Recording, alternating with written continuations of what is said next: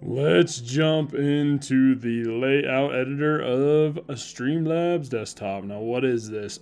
It makes it real easy. Let's say if you're going live or you're doing a demo, just to kind of change up what your dashboard of the editor looks like. So if you have a display here of you got a little mini feed going on that you need.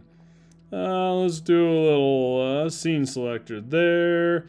We want to add our website down here. We can add our source selector here, which would be good for, like a widget, and then we have our audio mixer.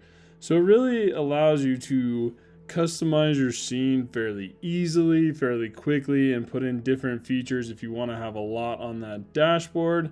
Very cool feature, just drag and drop and easy to use. That is the layout editor in Streamlabs Desktop.